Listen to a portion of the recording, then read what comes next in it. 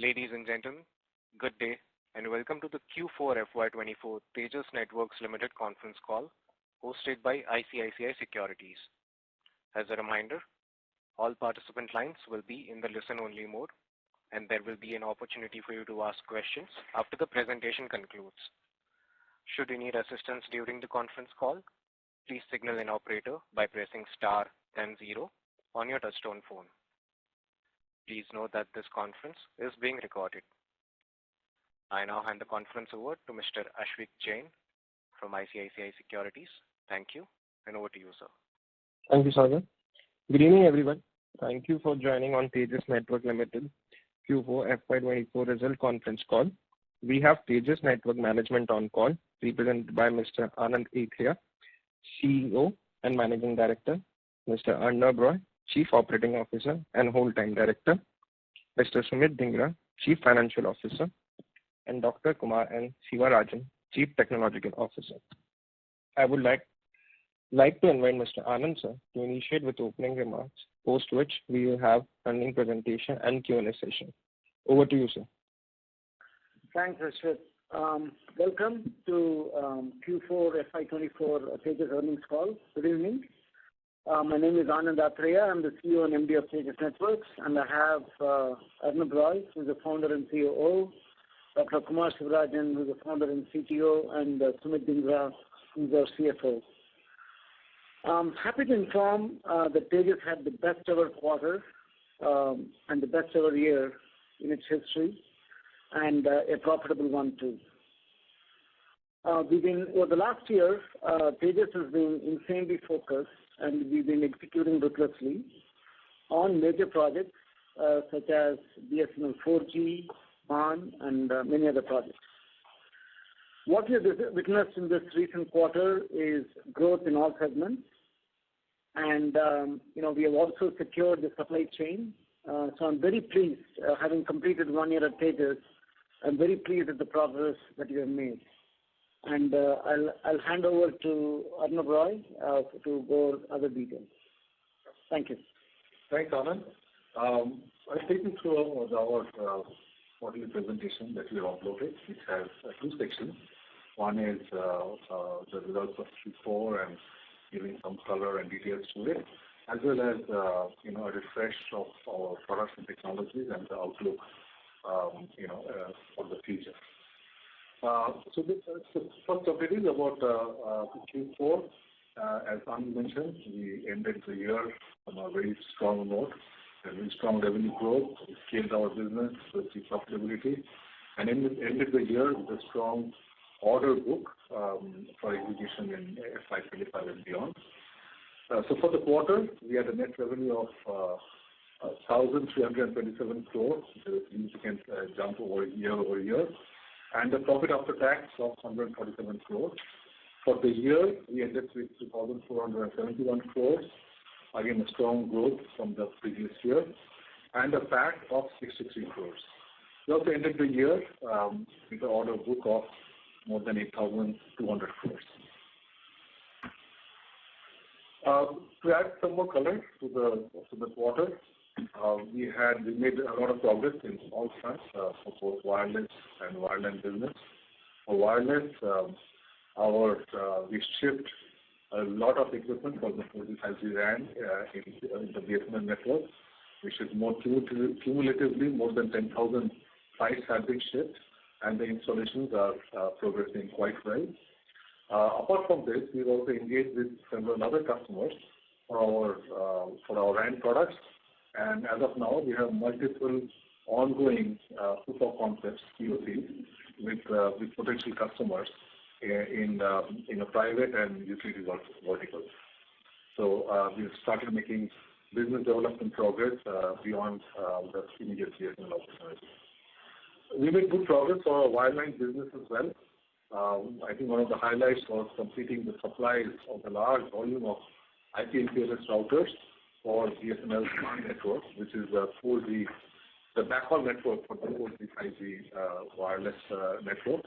And this is one of the largest deployments of indigenous IP MPLS routers in India. It's close to 50,000 routers deployed in BSNL network, and is completed supplies, and the installation, commissioning, and deployment is going on as we speak. We also had several strategic wins for our WDM and our switching routing products in the critical infrastructure sector. We entered into a strategic partnership with Telecom Egypt for our FTTX GPON equipment, which includes, apart from local manufacturing and supply, sharing the experience of BharatNet and NKN network projects in India, and also contributing to the training and manpower development in Egypt. They are also gateway to many countries with whom they have a free trade agreement, and there could be a potential gateway for supplies to many countries in Africa and Middle East. So the other highlights are the approval of our CLI application and the grant of 32 crores for the past year of FY2022-23. And also, Sankhya Labs, our subsidiary, also got approved under the semiconductor DLI scheme and received their incentives as well. During Q4, Tejas and subsidiaries were granted 22 patents, and the total patent count, approved patent count of 335. A few corporate updates. We received the Voice and Data Excellence Award in the Make in India category for our carrier router portfolio, which are basically the IP and PLS products that we shipped to BSNL for this non-network. We are also starting to get recognized globally as key vendors for our products and for our wireless products in the partner. The very respectable industry analysts, they recognize us as a representative vendor in the Open RAN vRAN market report. And Omdia, which is a leading analyst in the wireline space, they also recognized us in the FTTX report as an established GPON vendor in the rest of Asia and Oceania markets. Apart from that, our merger process with Sankhya is progressing well, and the resolution was approved by the equity shareholders and the unsecured creditors of the company. And after the voting that was conducted as per NCLT directions, and we expect the next few steps to get completed over the next couple of quarters for a formal closure of the merger. So I was, myself, Arnav Roy, was reappointed as the Executive Director and COO. Mr. Bhave, who has been a director for many years, he retired as a non-executive independent director on the completion of his tenure.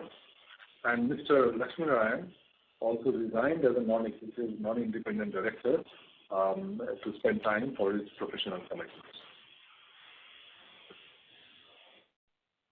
So colored on the revenue profile for FY24, which is on the right-hand side. You can see the Indian government was 36% of the overall business. Indian private was 64%.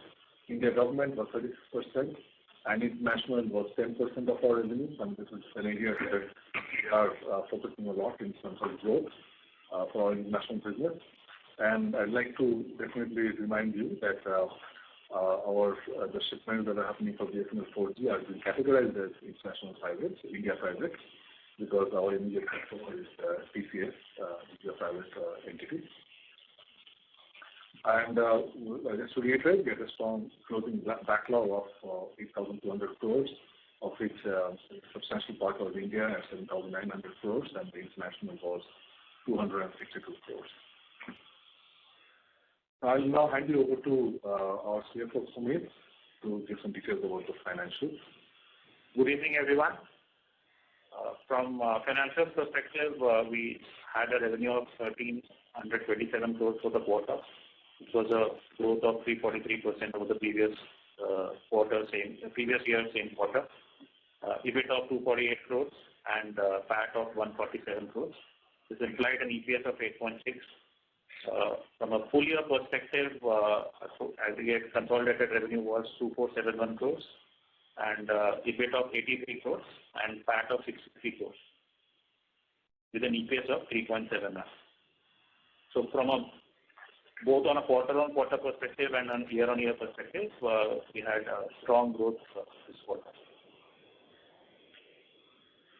Some of the other key financial indicators, if you look at net worth of about 3,150 crores, inventory of 3,700 crores is increased compared to the previous quarter, which was around 2,680 crores. Predominantly because we are, as mentioned in the previous call as well, we are securing long lead items for expedited delivery of some of the projects, including the BSNL 4G project. And as we go along, as the project continues to get executed, inventory will get absorbed.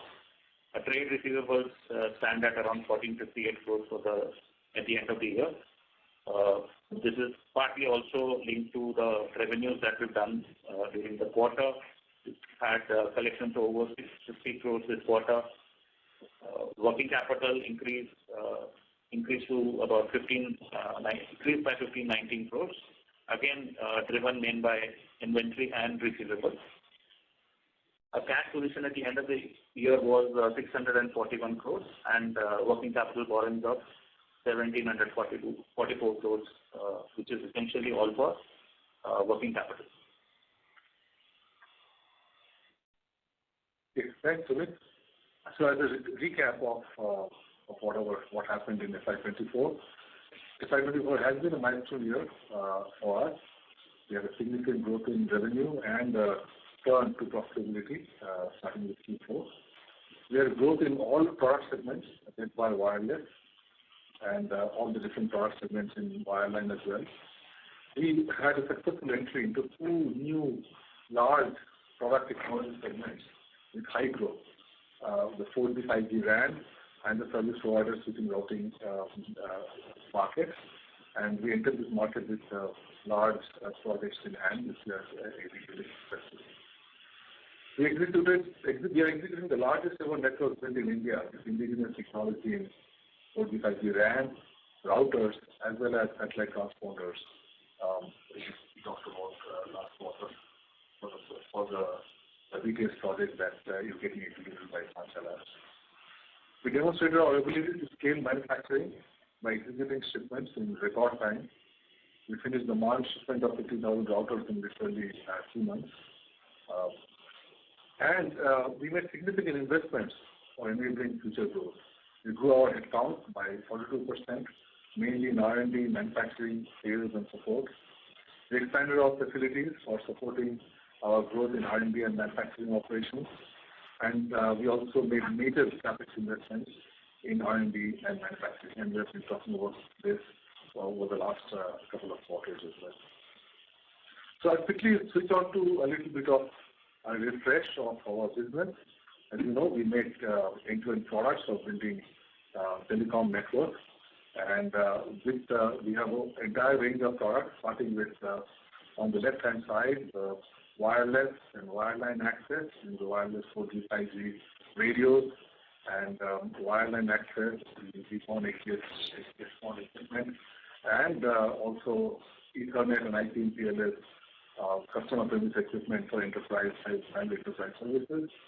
We also have the metro aggregation products, which is in the middle of the slide, the middle section of the slide, with multiple technologies within the metro aggregation network.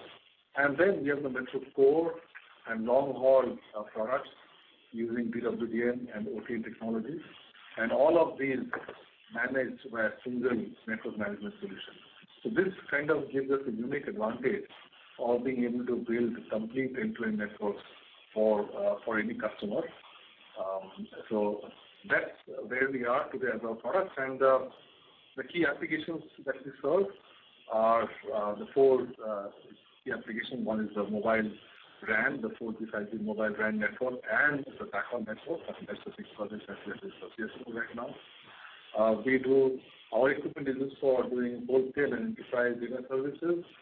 A big section of our business is home and business broadband, and where we are deployed in ISPs, several ISPs globally, and also networks for critical network infrastructure such as the utilities, power, rail, oil and gas, where our equipment is used to build their critical networks for not for the captive networks, for their SCADA applications, and also for their wholesale network bandwidth. So our products are targeted towards very high growth market segments in wireless and wireline. And on the left-hand side, you'll see the addressable markets for the WAN and core, which is growing significantly, large market, growing significantly over the next 5 years. And also on the right-hand side, you can the wireline market. These are our addressable markets, which have even stronger growth. And all the segments that we are in are seeing strong growth globally, both in India as well as in global markets. So looking forward to the future, beyond the overall market growth, we are looking at several high-scale opportunities, both in India as well as internationally. In India, we have the visibility of several large projects, which are one part of it is, of course, the BSNL 4G, 5G continued investment. There are going to be more investments in 4G saturation network for the pan-India 5G network and for their backhaul expansion. For the private telcos, we anticipate a lot more capex spending happening for their 4G, 5G networks, and also and similarly for the short-haul networks for the mobile applications. We all know about the BharatNet Phase 3 project. The initial specification and tender documents have come out, and it's in the process of getting finalized. And just the capex that we see, which is being asked for, is more than $500 million. That's the initial estimate, and it's going to be more than that.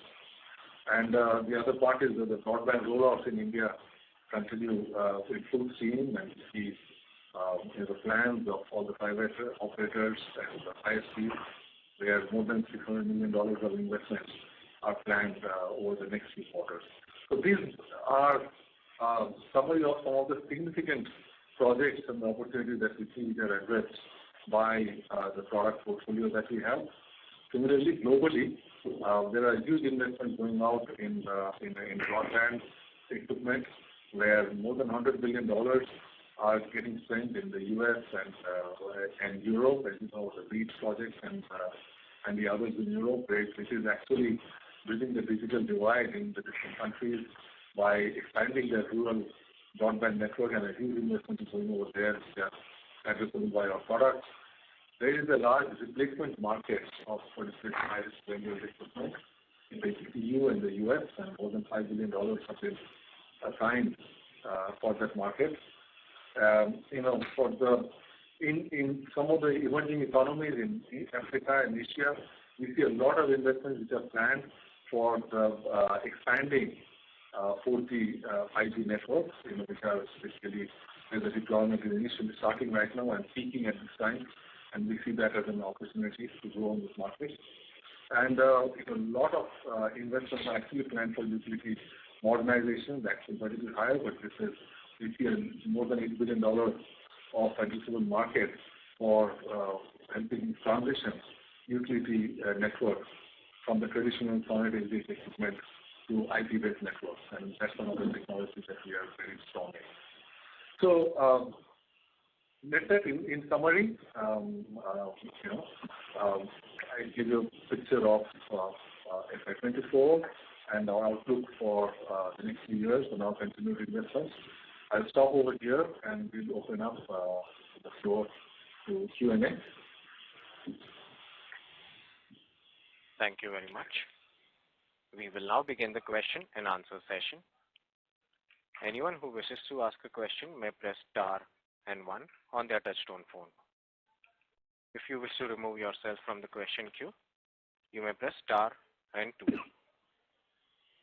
Participants are requested to use handsets only while asking a question.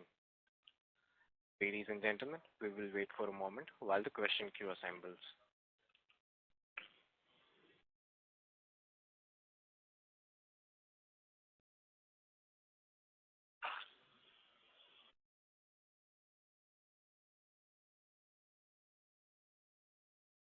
The first question is from the line of Sohan Joshi from ASC Consultants. Please go ahead.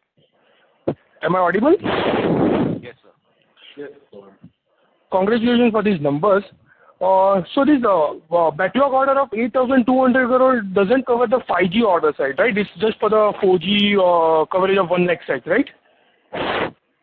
That's correct. It just covers our existing backlog using 4G and other wireline the order book that we have. It doesn't cover 5G upgrades.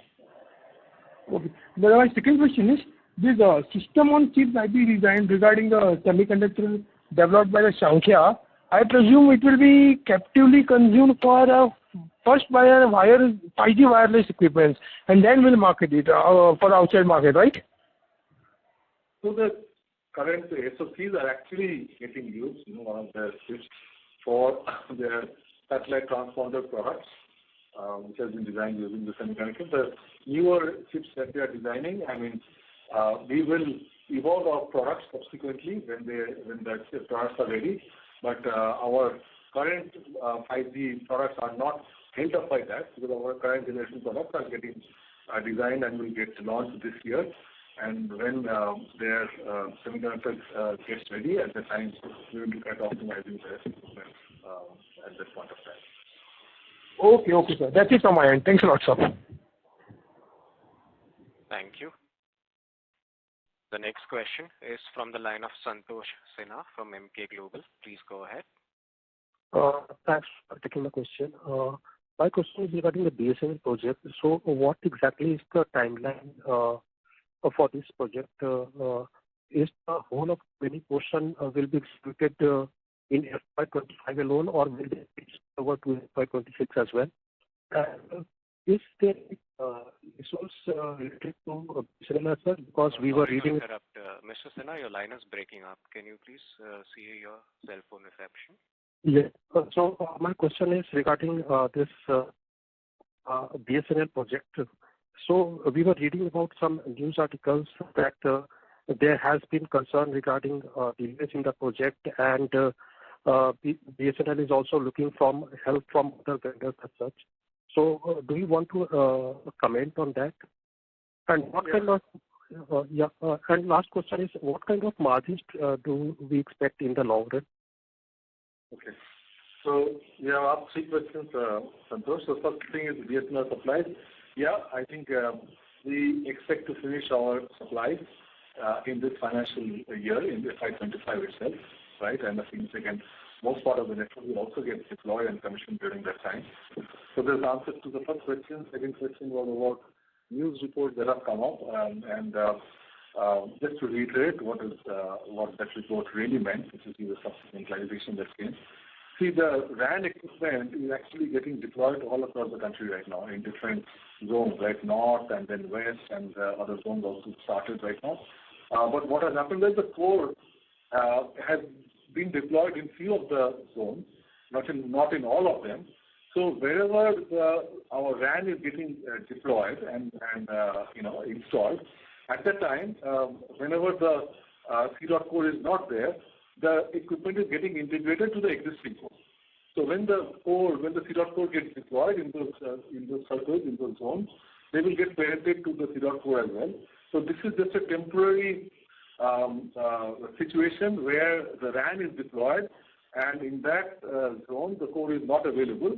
So it is getting integrated with the existing core in the network. So that is all that the report has meant. Okay. Your third question was about margins. Yeah. So, as you've seen, our margins have, actually grown over the last quarter. And, going forward, it will be, we don't comment on how the, margins are going to look like, but, as a combination of our wireless and wireline equipment, I mean, we keep saying that our long-term goal is that, as you've seen our historical margin that we had in the company, I mean, over time will be going in that direction and achieving those kind of numbers in terms of margins and financial results. Thank you. Thanks for the question. Just two more questions. After that, I will follow with you. One is regarding international. So what kind of headway we are seeing for international front? Because ultimately, on FY26, we will have to grow on the international side. So what kind of, are we seeing any new interactions or interest from the client? And second is regarding BharatNet. So what is the update there, and where can we see actually the revenue coming from BharatNet? Not sure we could follow your question because the line was not too good. I think your question was, if I understand, was international business. I mean, what kind of opportunities we see and how do we see in BharatNet. If you recall the last slide that I presented on the immediate and in the upcoming opportunities in international market. Yes, I mean, we are increasing our focus on investments in international markets, and all the we've kind of given you a big picture of the opportunities that we're looking at, both in the US and Europe, as well as the kind of opportunities in utilities as well as the emerging markets. And there are several projects and opportunities we are currently engaged in these markets, without giving a lot of details. But that's going to be a focus area for us. That's going to be where our investments are also going to happen in the next few quarters. That's internationally. As far as BharatNet is concerned, as you know, the project is already announced. A lot of the technical documents and tender documents are out. But right now, the questions and clarifications are going on with that tender. And we expect that sometime during the year, the tender will be paid and completed and so on. And a lot of the active equipment over there is for IP/MPLS routers, the kind that we have and that we have shipped to BSNL, and also for the FTTX equipment or GPON equipment, OLTs and ONTs. So we are well covered in terms of products for the opportunities in BharatNet, in the upcoming BharatNet tender. I hope I have answered your question. Thank you, sir. Thanks a lot. Thank you. The next question is from the line of Deep Mehta from Bank of India Mutual Fund. Please go ahead. Hi, sir. Thank you for the opportunity and congratulations for a very robust set of execution which you have done for this quarter. I just have one question. This quarter, we have seen significant stretching of our working capital cycle. How should we look at this number as we, ramp up our orders, and what can we steady state working capital cycle, if you can comment on that? Thank you. Yeah, I'll let Sumit take this question. Please go ahead. Yeah. So, as we commented earlier, the working capital currently needs to be looked at in context of the BSNL 4G project. We're in the midst of executing this large project, which is 7,700 crores worth of value over the next 2 quarters. Now, a lot of working capital buildup is in context or in preparation for execution of that project. Now, as we go along over the next couple of quarters, you'll see eventually the working capital tapering down as the execution progresses. Thank you, sir. Thank you. The next question is from the line of Ashish from JM Mutual Funds. Please go ahead. Yeah, thanks for the opportunity. So in terms of our rank, if you could highlight the competitive scenario in the Indian market. We understand there are international players also selling similar radios. Is there a cost advantage for private telcos? So basically, are our products cost competitive? And if you could also highlight whether there is a difference in technology stack for 4G and 5G RAN between us and those guys. Yeah. See, we have bid and won in this in the large BSNL network, and BSNL has ensured that they get the most competitive prices which are available in the market. So you can be rest assured that the products that we have designed and that we're selling are extremely competitive as far as the global competitors go. So that's one part from a cost competitiveness. The other part is about technological differentiators. Yes, any product that we make are always made with several technological differentiators, and I'll let Kumar, our CTO, talk about that. One of the important differentiators we have is that we integrate optical transport into the wireless, which almost no one else is doing in the industry, and that's the key differentiator. We also have the ability to integrate other forms of optical access into the same products, what we call universal converged wireless. So that's so that this integration actually helps bring down the total cost of ownership of the wireless operators by doing multiple technology integration into our RAN equipment. So they save a lot of money in buying and building the backhaul equipment, and as well as it gives them the platform for launching other services apart from the mobile services, which is like help them address all the the home and the enterprise broadband opportunities in and around the area where they are installed. So this is one of the key differentiators, and customer really appreciates this and is leveraging this technological advantage as well. Yeah, this is helpful.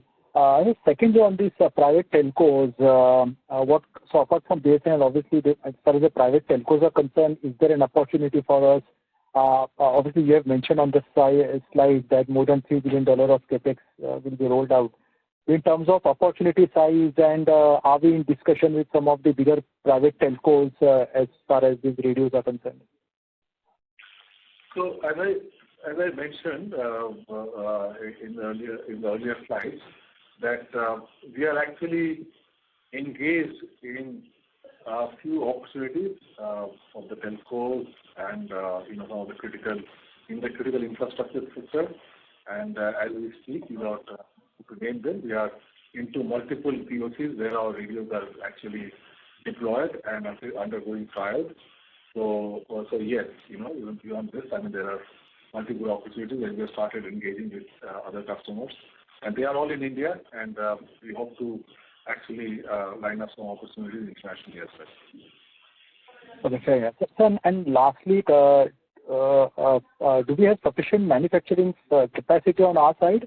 And to that extent, would you say that the borrowings would not increase from current levels or would stay at current levels? So, of course, the manufacturing capacity has been built, and that's why the investments have been happening over the last 2 quarters. And now we have established a scale where we can execute a project of this size within the timelines that are expected, and these are very aggressive, right? So we have to invest in that kind of manufacturing capacity. So that is there. And I think your question was about in the working capital going forward. See, a lot of the working capital, so one part is the investment in manufacturing for scaling it up, but a lot of the working capital is in procurement of components with going to these manufacturing lines, and that is a temporary phenomenon for executing these large projects where we have full inventory, they're getting converted into the finished products, and they will get shipped out, and that's where, and we're getting our collections in as well, and that's where the working capital cycle will go through and go down over time.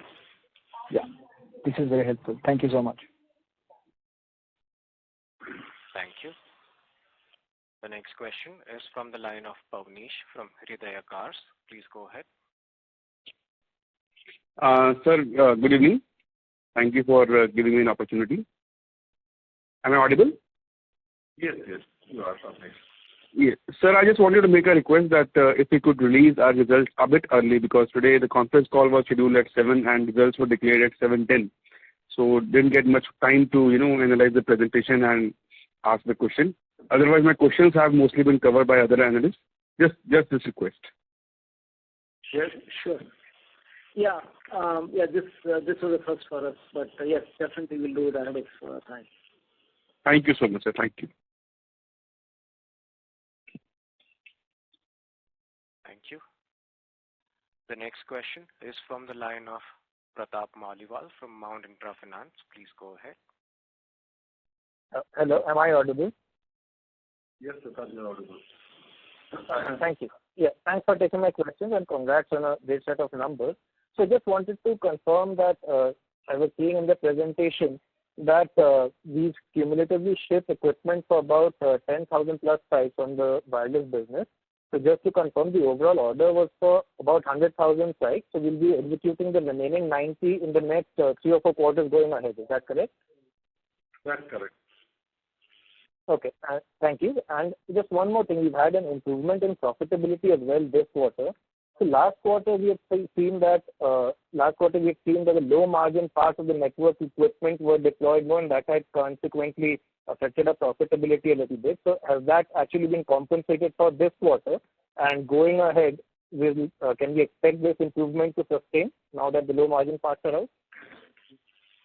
So, yeah, your observation is right. I mean, we mentioned that last quarter, and that's correct. I think this quarter we shipped the components of products which are not higher margin, and that's what is showing in our overall margin kind of a thing.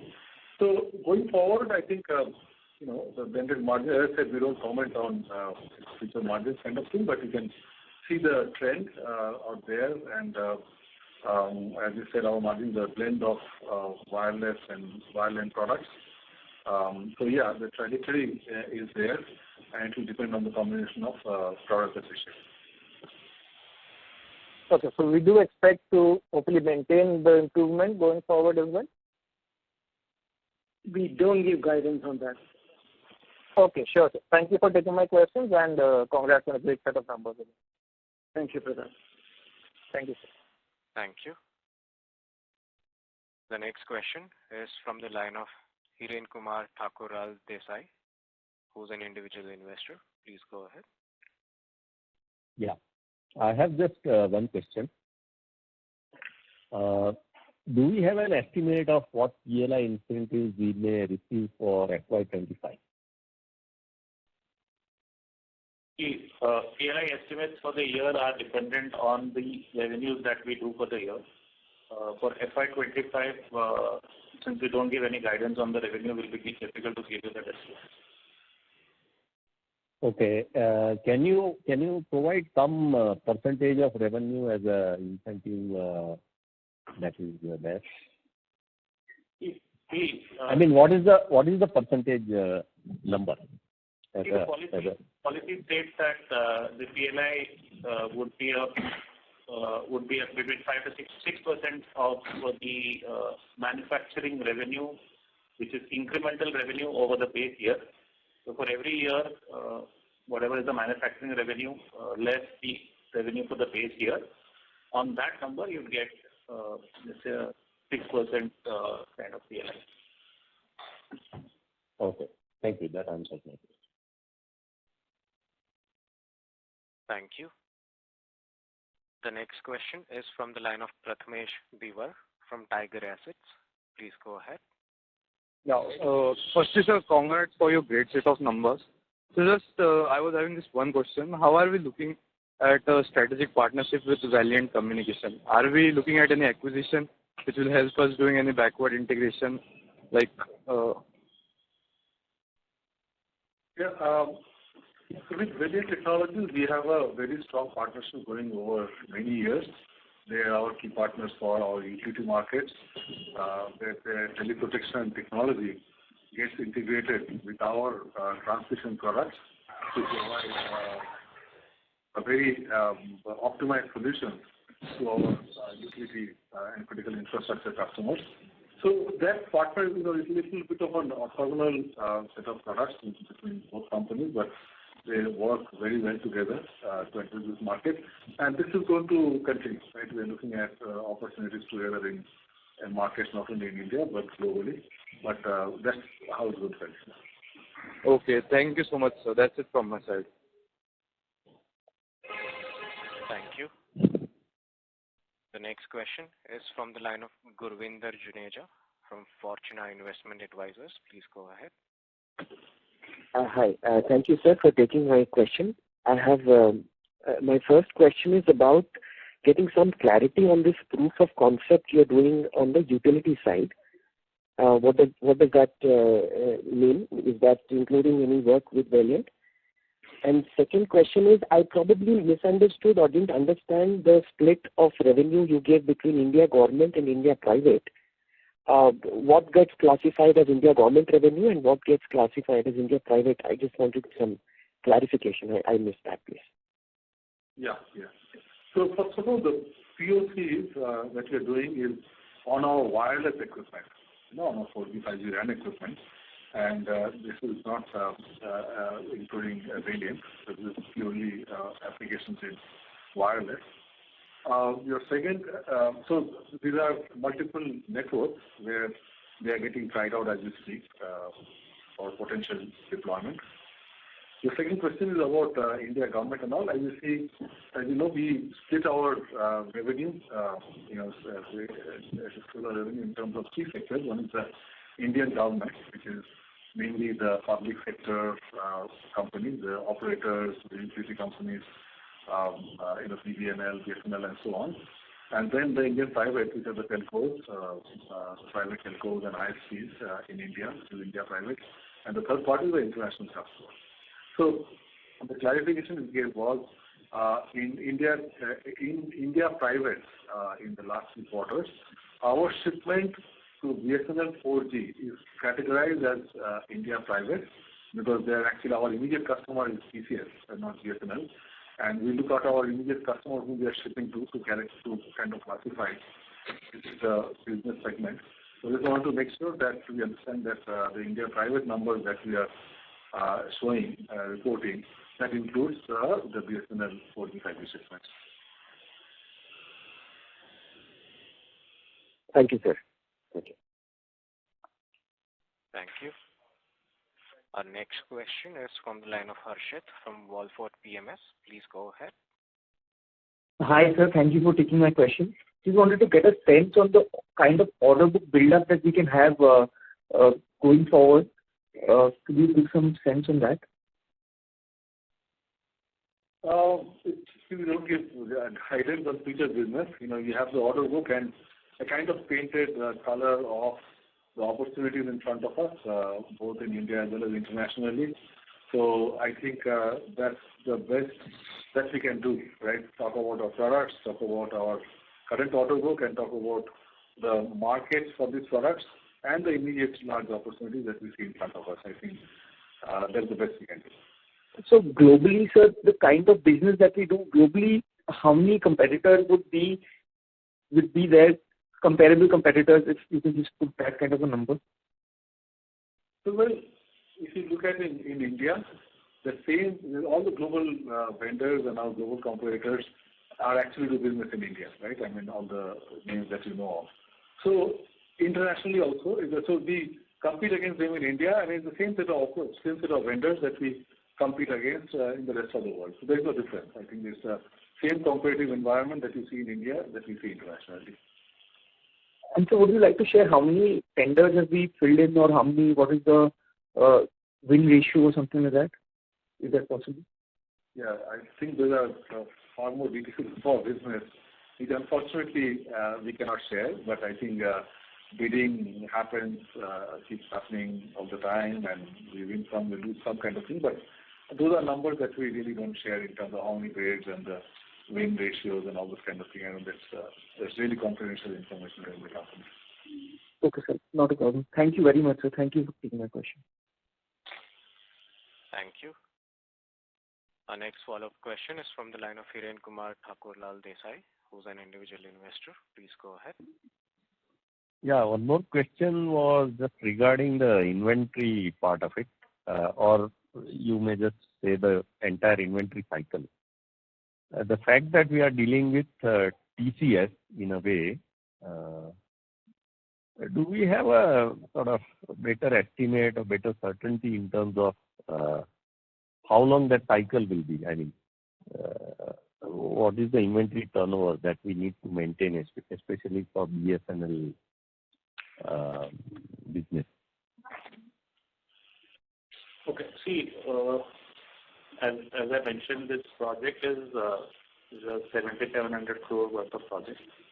The execution in terms of number of sites is at 10,000 sites as against 1 lakh sites. So it's about 90% yet to be executed.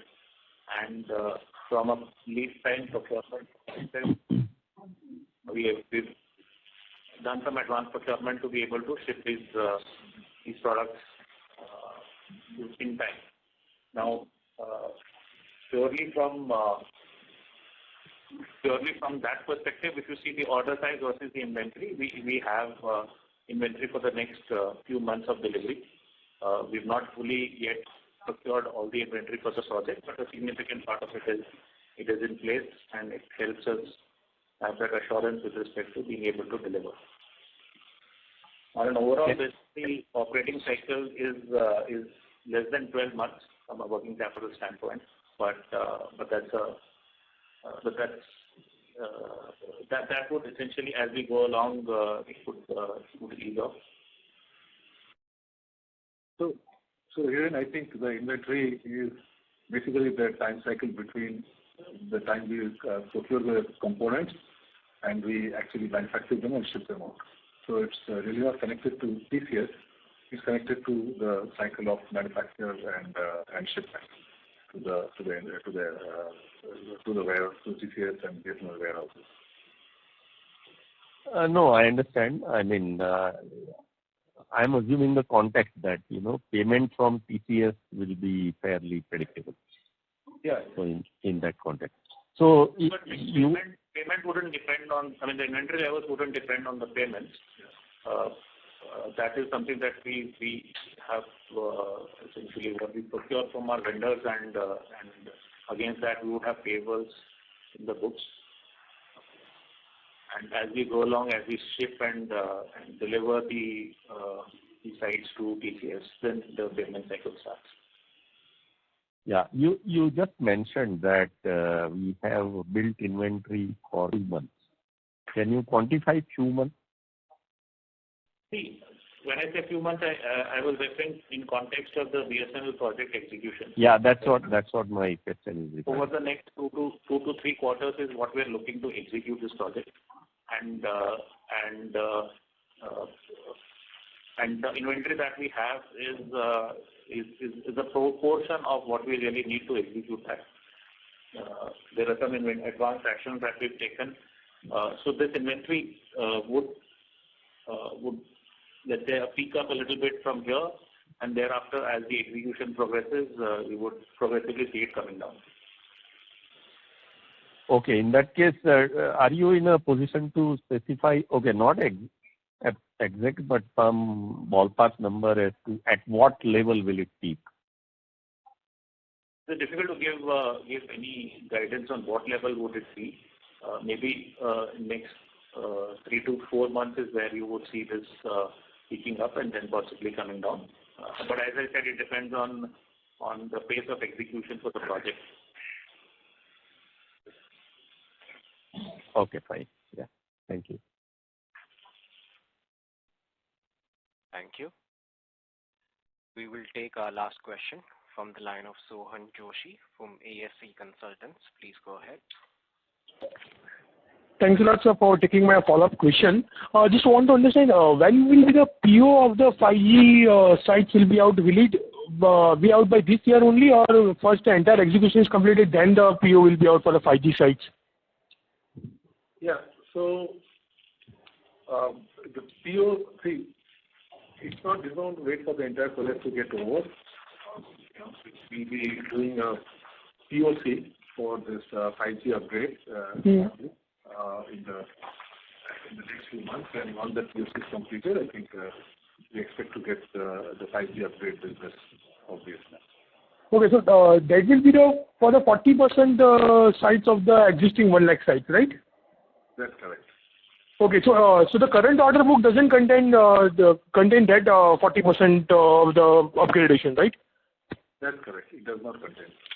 Okay, and then the maintenance will be PO will be out, which is for the next 7 years post 3 years. That's correct. Yep. Okay. Thanks a lot, sir. Thanks a lot. Thank you, sir. And wish you good luck for the upcoming quarter. Thank you. Thank you.